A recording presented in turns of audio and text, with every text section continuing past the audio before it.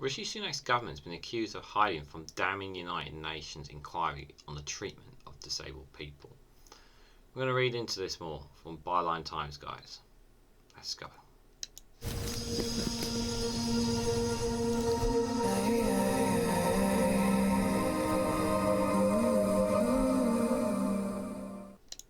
Good morning, good afternoon, good evening, wherever you are in the world. This is REGANELITE here with an article from Byline Times. And as I always say, whenever you get a chance, if you can, support and subscribe to Byline Times for the fantastic work that they do, because they really do some wonderful stuff. The headline they have here is Sunak's government accused of hiding from damning United Nations inquiry on the treatment of disabled people. From the bedroom tax to work capacity assessments, the government is accused of systematically failing disabled people. Now, obviously, this article was a couple of days ago, quite a while ago, but I still think it's worth talking about. So, disability organisations have accused Rishi Sunak's government of showing contempt for disabled people after failing to give evidence to a key United Nations inquiry. The inquiry evidence session taking place in Geneva on the 28th of August is part of a follow-up to a special investigation carried out by the UN committee responsible for the Convention on the Rights of Disabled People in 2016.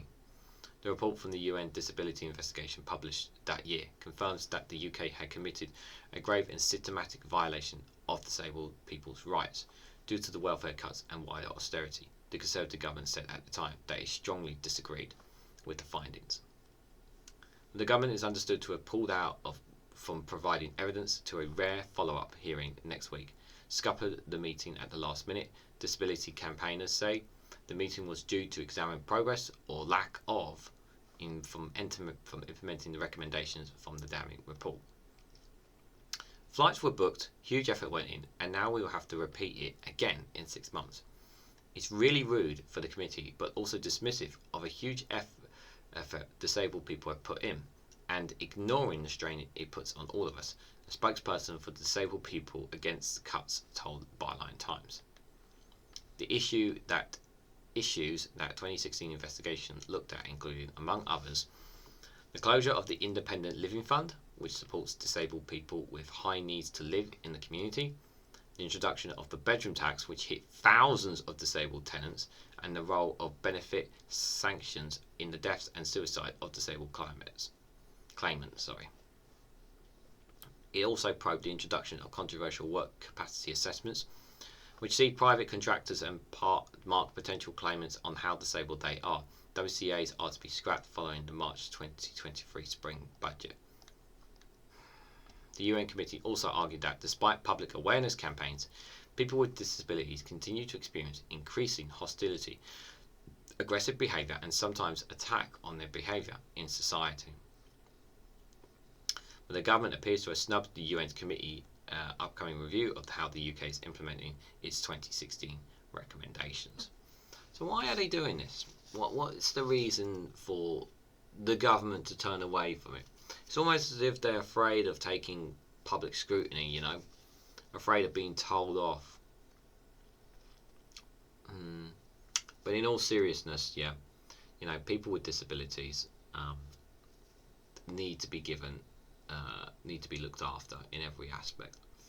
And just rolling back on some of the things that we were talking about, just read in there, clearly there is a lack of thought whatsoever into the people with disabilities whatsoever when it comes to some of those things that the government has introduced, and they're being mistreated simply because of disabilities that they've probably been born with or they've gotten, all sorts of reasons. And obviously not to mention in the bullying side of it, which I think is absolutely disgusting in every way, shape or form.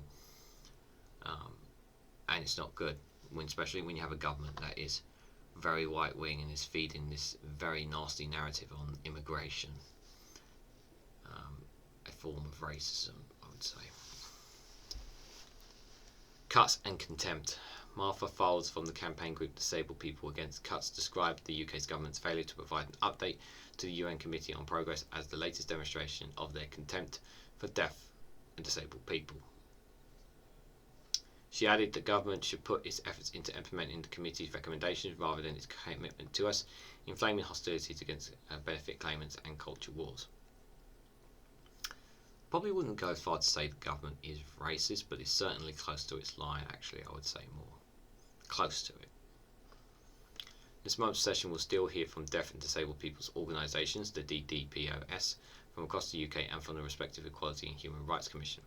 Campaign groups and charities are clear that the situation since 2016 has deteriorated further for deaf and disabled people. Yeah, see, that's not good. Why is it deteriorating? And what are the government doing about it? It's the question we should be asking. Tracy Liz, as Chief Executive of Inclusion London, says the evidence is stark. There continues to be significant re-traumatisation of disabled people's rights since the 2016 special inquiry. Having gathered hundreds of pages of evidence over the last 18 months, the DDPOS, including Inclusion London, are united in the view that the UK government has not implemented the UN's committee recommendations to protect our rights. Far from it, they have made the situation even worse for disabled people than it was in 2016. She added, "We will be sharing our evidence and our experiences with the UN Disability Committee. If our underfunding and overstretched organisation can gather, collate and provide further evidence, then why can't the UK government?" There's a lot of things the UK government is incapable of doing right now. The watchdog weighs in. An official UK Equalities and Human Rights Commission, the ECHR, report published last week found that disabled people are living in deeper poverty than in 2016. With the original UN report published, they are increasingly having to rely on food banks. Excuse me. Disabled people rely on food banks as well.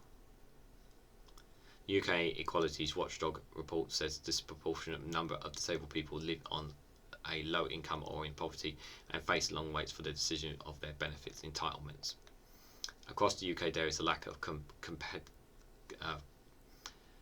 comprehensive, I'm trying to get my words out, this aggressive equality data to facilitate the monitoring of the impact of policy and programs on disabled persons to ensure that target actions can be taken, the report found. The ECHR chairwoman, Kishwisha Faulkner, urged the government to act on the UN's recommendations from 7 years ago. And they're still turning deaf on it. Again, why? Many deaf and disabled people have devolved nations and also dismayed that the Westminster government is seen as avoiding scrutiny over its issues which affect Wales, Scotland and Northern Ireland, including social security payments. Ryan Davis, Chief Executive of Disability Wales, said the UK government's non-attendance at this review reveals very clearly that the Westminster government has little that is positive to report as evidence in Disability Wales' own shadow report. In fact, regress further on the disability equality. The austerity regime introduced and cruelly sustained by successive UK governments have had a devastating impact on disabled people in Wales, increasing poverty, worsening mental health and fueling hate crime. Yeah, that's the one thing that's definitely been increased under this government is hate crime.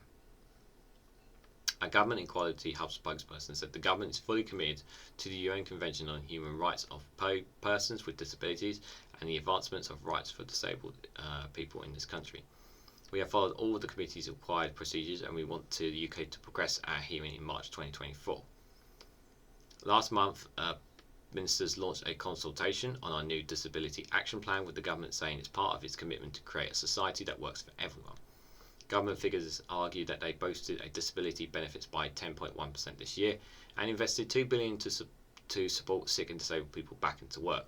However, the Institute's official study says that even with the 10% rise, they would still leave benefits real value on course to be 6% below their pre-pandemic levels, equivalent to almost £500 per year for the average workout claimant. Benefits, including pensions, have failed to keep up with inflation for many years since 2010.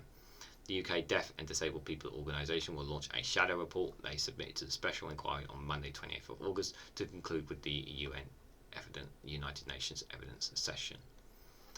So that report there will probably come out by the time you read this, to be fair, guys.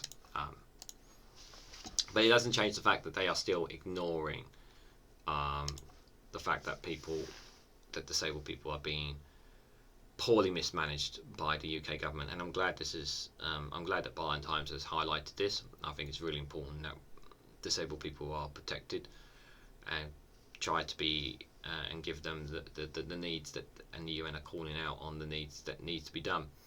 And it seems like the government is just not ready to take any responsibility whatsoever, and it's pretty damn disgusting, if I'm honest.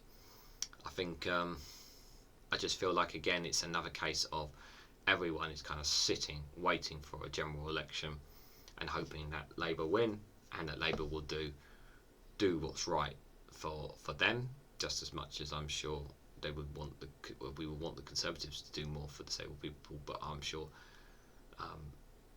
a Labour government will listen and commit to what the UN will say. I'm pretty confident of that. But what do you guys think of this? How damning is this of the Conservative government? Are you even surprised by it, considering the hate crime that we have the increasing hate crime that we've had in this country? Eager to hear your thoughts, guys. Like, share and subscribe as always. Thank you very much for watching. I hope to catch you all very, very soon.